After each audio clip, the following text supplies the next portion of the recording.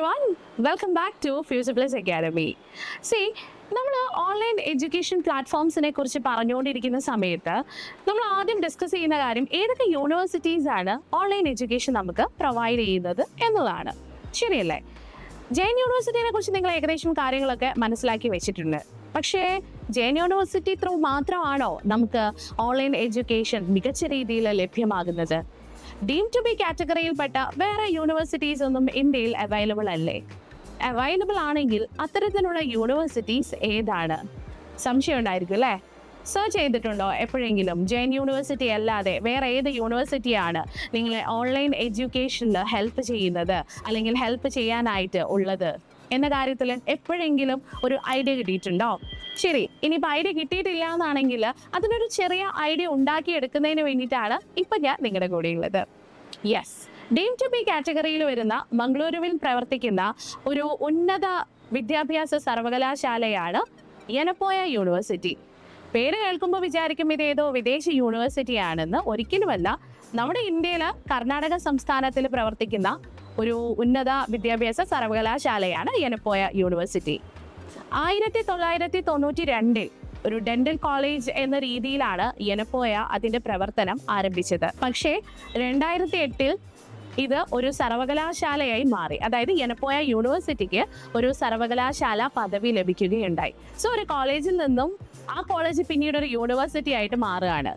ഒരു college university ആയിട്ട് മാറണമെന്നാണെങ്കിൽ അതിൻ്റെ ഇൻഫ്രാസ്ട്രക്ചറും അതിലൂടെ നമുക്ക് ലഭ്യമാകുന്ന പ്രധാനപ്പെട്ട ഇൻഫർമേഷൻസ്, ലഭ്യമാകുന്ന സർവീസസ് ഒക്കെ അത്രയും വലുതാണ് അല്ലേ? പ്രത്യേകിച്ച് ഓൺലൈൻ ഡിഗ്രിയുടെ കാര്യം പറയുമ്പോൾ. ഈ ഓൺലൈൻ ഡിഗ്രീസിനെ കുറിച്ചൊക്കെ സംസാരിക്കുന്ന സമയത്ത് നിങ്ങൾ എപ്പോഴും ഇങ്ങനെ ഭയങ്കര കൺഫ്യൂഷനിലൂടെ നിൽക്കുന്ന ഒരു കാര്യമുണ്ട്. എന്താണെന്നല്ലേ? ഈ ഓൺലൈൻ ഡിഗ്രീസ് ചെയ്യുന്നതിൻ്റെ വാല്യൂ എന്താണെന്ന് നമ്മൾ നോക്കാറുണ്ട്. അതിന് എത്രത്തോളം മൂല്യമുണ്ട് എന്ന് നമ്മൾ നോക്കാറുണ്ട്. അപ്പോൾ ഈ മൂല്യം എന്ന് പറയുമ്പം നമ്മൾ എന്തൊക്കെ ചിന്തിക്കണം? ആ യൂണിവേഴ്സിറ്റി UGC റെക്കഗ്നൈസ്ഡ് ആണോ? ആ യൂണിവേഴ്സിറ്റിയുടെ NAAC അക്രിഡിയേഷൻ എത്ര വരെയുണ്ട്? അതിൻ്റെ വെസ് റെക്കഗ്നൈസ്ഡ് ആണോ? തുടങ്ങിയ കാര്യങ്ങളൊക്കെയാണ് നമ്മൾ ആദ്യം നോക്കാറ്. സോ ജെയിൻ യൂണിവേഴ്സിറ്റി പറഞ്ഞ പോലെ തന്നെ യനപ്പോയ യൂണിവേഴ്സിറ്റിയും UGC റെക്കഗ്നൈസ്ഡ് ആയിട്ടുള്ള ഒരു യൂണിവേഴ്സിറ്റിയാണ്. 1956 UGC ആക്ട് പ്രകാരം യനപ്പോയയ്ക്കും UGCയുടെ അംഗീകാരം ലഭിച്ചിട്ടുണ്ട്.